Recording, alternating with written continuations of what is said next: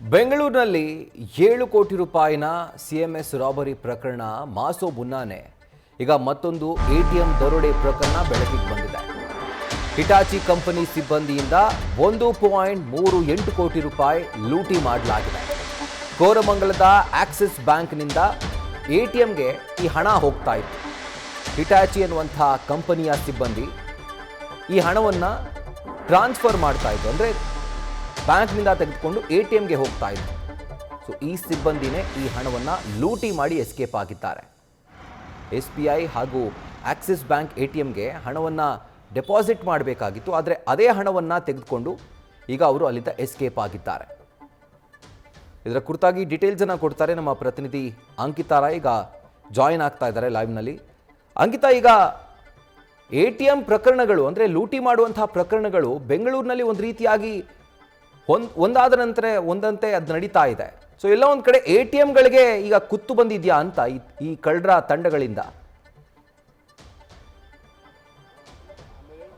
ರಾಹುಲ್, ಖಂಡಿತವಾಗ್ಲೂ ಬೆಂಗಳೂರಿನ ಸಿದ್ದಾಪುರ ಪೊಲೀಸ್ ಠಾಣೆಯಲ್ಲಿ ನಡೆದಿದ್ದಂತಹ ಎಟಿಎಂ ರಾಬರಿ ಪ್ರಕರಣ ಮಾಸುವ ಮುನ್ನವೇ ಬೆಂಗಳೂರಿನಲ್ಲಿ ಮತ್ತೊಂದು ಪ್ರಕರಣ ಬೆಳಕಿಗೆ ಬಂದಿರುವಂಥದ್ದು. ಅಂದರೆ ಸಿದ್ದಾಪುರ ಠಾಣೆಯಲ್ಲಿ ದಾಖಲಾಗಿದ್ದಂತಹ ಕೇಸನ್ನು ನಾವು ನೋಡಿದ್ವಿ.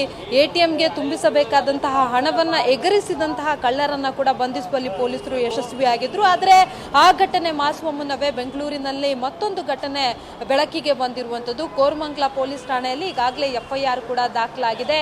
Hitachi payment service private limited ಅನ್ನೋ ಒಂದು ಕಂಪನಿಯಿಂದ ಮೋಸ ಆಗಿರುವಂಥದ್ದು. ಅಂದರೆ SBI ಹಾಗೆ ಆಕ್ಸಿಸ್ ಬ್ಯಾಂಕಿಗೆ ಹಣವನ್ನ ತುಂಬಿಸಬೇಕಾಗಿತ್ತು, ಆದರೆ ಆ ಹಣವನ್ನ ಮಿಸ್ಯೂಸ್ ಮಾಡಿಕೊಂಡು ಎಗರಿಸ್ಕೊಂಡು ಹೋಗಿದ್ದಾರೆ ಅನ್ನೋದ್ರ ಬಗ್ಗೆ ಈಗಾಗಲೇ ಕೇಸ್ ಕೂಡ ದಾಖಲಾಗಿದೆ.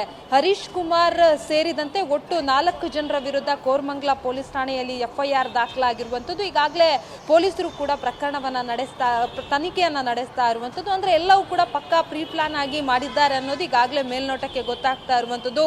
ಕಂಪನಿಯ ಸಿಬ್ಬಂದಿ ಸೇರಿದಂತೆ ಒಂದಷ್ಟು ಜನ ಪ್ಲಾನ್ ಅನ್ನ ಮಾಡಿಕೊಂಡು ಈ ಒಂದು ರಾಬರಿಯನ್ನು ಮಾಡಿದ್ದಾರೆ ಅನ್ನೋದು ಈಗಾಗಲೇ ಗೊತ್ತಾಗ್ತಾ ಇರುವಂಥದ್ದು. ಆ ನಿಟ್ಟಿನಲ್ಲಿ ಪೊಲೀಸರು ಕೂಡ ಈಗ ಬೇರೆ ಬೇರೆ ಆಯಾಮದಲ್ಲಿ ತನಿಖೆಯನ್ನ ಮಾಡ್ತಾ ಇರುವಂಥದ್ದು. ಅಂದ್ರೆ ಯಾರು ಇದಕ್ಕೆ ಇನ್ವಾಲ್ವ್ ಆಗಿದ್ದಾರೆ, ಜೊತೆಗೆ ಈ ಎಗರಿಸಿದಂತಹ ಹಣವನ್ನ ಏನೇನ್ ಮಾಡಿದ್ರು ಅನ್ನೋದ್ರ ಬಗ್ಗೆ ಈಗಾಗಲೇ ತನಿಖೆಯನ್ನ ನಡೆಸ್ತಾ ಇದ್ದಾರೆ. ರಾಹುಲ್.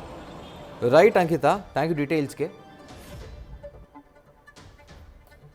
ನಿಮಗೆ ನೆನಪಿರಬಹುದು, ಬೆಂಗಳೂರಿನ ಸಿದ್ದಾಪುರ ಠಾಣೆಯ ವ್ಯಾಪ್ತಿಯಲ್ಲಿ ಆದಂಥ ಒಂದು ಎಟಿಎಂ ಲೂಟಿ ಪ್ರಕರಣ ದೊಡ್ಡ ಮಟ್ಟದ ಸಂಚಲನ ಸೃಷ್ಟಿ ಮಾಡಿತ್ತು.